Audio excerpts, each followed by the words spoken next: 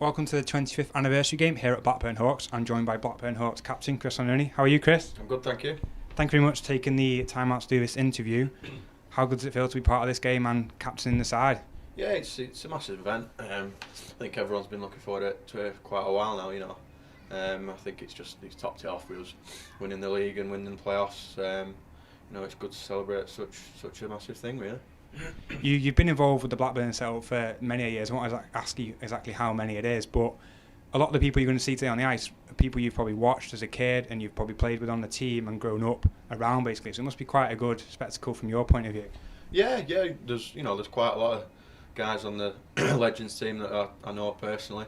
There's some that I've never met. So it's going to be good to catch up with a few people and share the ice with such good players from the recent years, really. So I'm looking forward to it. Yeah.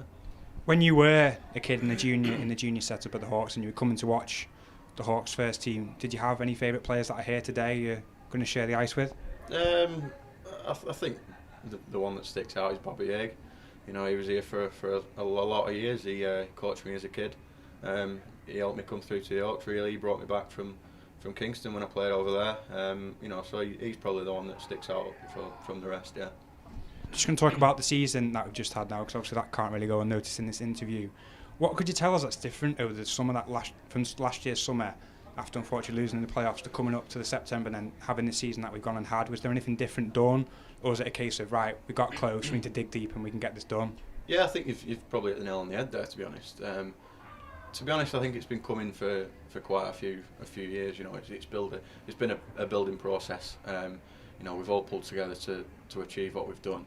And I think it was just a case of believing in ourselves and knowing that we could do it. We missed out last year. I think if maybe we'd have won a couple of games that we should have won, things might have been different and a lot closer. So I think this year, with a couple of additions we brought in, I think it's just the belief that we had, that we knew we could do it. Jared said, he said at the start of the season, and still stands by it now, saying he knew at the start of the season we could win the league, which is fair to say, but surely you never thought you'd do it undefeated. To be honest, it never really crossed our mind, to be honest.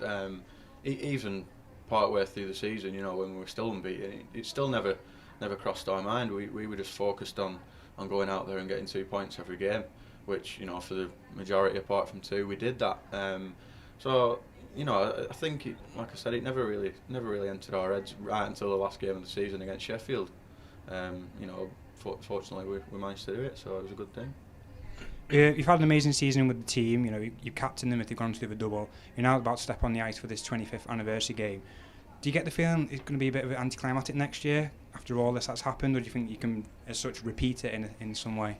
To be honest, I think it will be difficult to repeat it. But I don't see any reason why we can't go on and win the league and the playoffs again.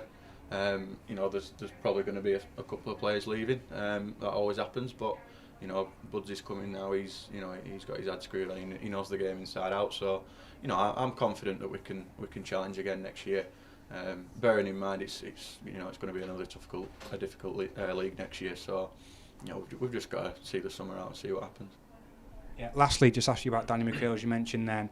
Having him come in as already a player and you know so well, and he's already respected within the dressing room, does that make it easier for him and just make it a better transition as such from Jared to the next coach? Yeah, definitely. Budsy's he's a great guy. I've known him a long time. He used to coach me as a kid in the under-10s, so I'm very, very close to Budsy. All the lads respect him. Like I said, he knows the game inside out. So he'll be putting the wheels in motion now and eyeing up players that he wants to bring in and stuff and putting his own stamp on things. So I don't think there's anything to worry about.